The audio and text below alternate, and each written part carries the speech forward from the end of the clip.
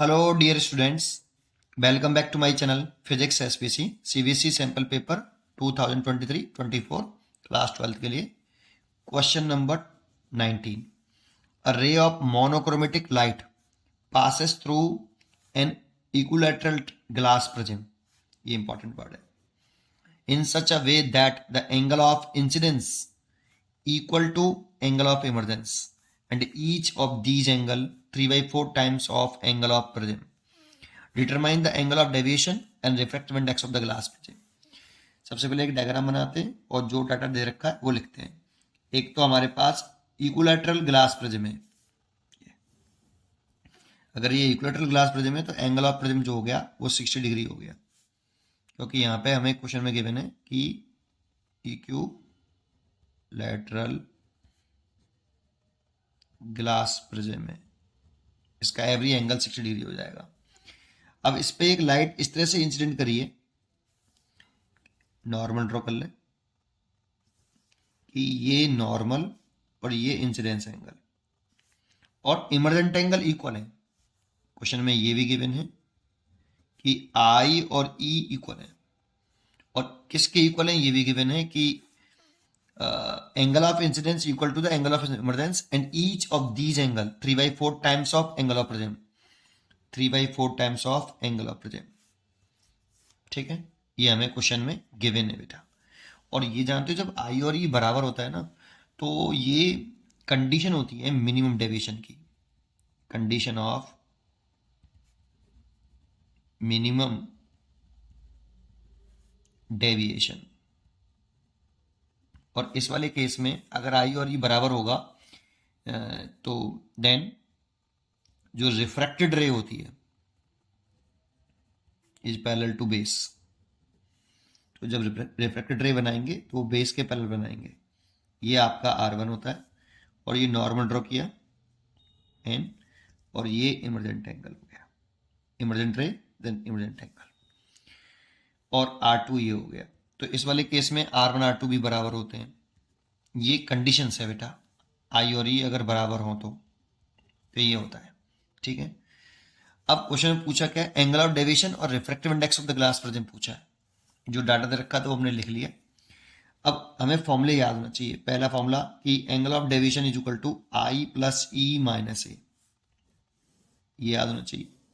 और ए is equal to उस वाले केस में होता है R1 प्लस R2. ये एंगल ऑफ डेविएशन, ये इंसिडेंस एंगल, ये इमर्जेंट एंगल, ये एंगल ऑफ प्रिज्म. क्योंकि यहाँ पर आई और ई बराबर दे रखे हैं तो डेविएशन जो होगा इस वाले केस में, ये डेविएशन जो होगा वो मिनिमम डेविएशन होगा. ठीक है, तो आई ये मिनिमम डेविएशन हो गया, और आई और ई बराबर तो आई प्लस आई लिख ले एन माइनस ए. इसे लिख सकते हैं 2i माइनस ए, और 2i के लिए रखी हमें 3/4 ए माइनस ए.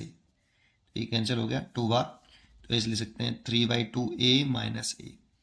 अब यहाँ से दो एलसीएम ले लें, 3a माइनस के 2a, that means a/2 minimum deviation. और ए रखा है 60 डिग्री बाई 2, तो मिनिमम एंगल ऑफ डेविएशन आ गया 30 डिग्री. एक आंसर तो यही हो गया हमारा. ठीक है, और सेकंड आंसर में पूछ रहा है हमसे angle of refractive index of glass prism. Refractive index of glass prism पूछ रहा है, तो कर सकते हैं या तो आप क्या लगा लो, प्रिज्म फार्मूला लगा लो, उससे भी कर सकते हैं, और एक इस जगह पे स्नेल्स लॉ लगा के भी कर सकते हैं. क्योंकि हमें ए पता है और R1 R2 बराबर हैं, तो ए की वैल्यू हमें पता है 60 डिग्री, तो यहाँ से हम निकाल सकते हैं, यहीं से कर देते हैं. प्रिज्म फॉर्मूले से भी कर सकते थे. तो अच्छा, रिफ्रैक्टिव इंडेक्स पूछ रहा है तो इससे करते हैं. ए इज इक्वल टू कितना, R1 R2 बराबर होंगे तो डेट मीन्स 2R1, क्योंकि R1 R2 इसलिए बराबर होंगे क्योंकि angle of prism minimum deviation condition है. ठीक है, तो R1 is equal to a/2. ए की वैल्यू आपकी हो गई कितनी, 60/2, दैट मीन्स 30 डिग्री. अब इस वाले पॉइंट, इसे P मान लेता हूँ, इस वाले पॉइंट पर स्नेल्स लॉ लगा दो आप, using Snell's law at point P. तो लिखें, तो क्या लिखें, sine i over sine R1 is equal to a mu g. अगर इधर एयर मान ले और इधर ग्लास प्रिज्म माना है, इसीलिए ऐसे लिख सकते हैं। साइन आई, तो आई की वैल्यू तो हमें 3/4 ए रखी है, ये रखी है ना। तो साइन आई की वैल्यू रखी है 3/4 ए। तो देखो आई इक्वल टू 3/4 ए की वैल्यू 60 डिग्री। तो 4 से काट लें, 4 से कितनी बार कटा, 4 1 4 और 2 4 45 आ गया, 45 डिग्री। तो इंसिडेंस एंगल आ गया 45 डिग्री, क्योंकि 3/4 ए दे रखा था, ए की वैल्यू 60 डिग्री है। तो sine 45 degree over sine 30 degree is equal to, इसे लिख सकते हैं mu g upon mu a. Sine 45 की वैल्यू 1/√2 और साइन 30 की value 1/2 is equal to mu g. Mu a की वैल्यू तो 1 हो गई, ए का इंडेक्स 1 होता है। यहाँ से अगर हम म्यू जी निकालें तो ये इससे कट जाएगा √2 बार, तो √2 आ गया बेटा। म्यू इक्वल टू √2 के लिए 1.414।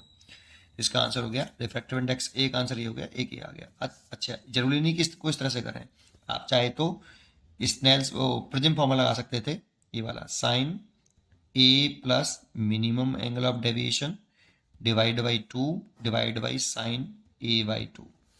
अब ए 60 डिग्री दे रखा था, डेल्टा मिनिमम निकाल रखा था हमने, यहाँ से भी आप म्यूजिक कैलकुलेट कर सकते थे सीधा सीधा, और स्नेल्स लगा से भी कर सकते थे।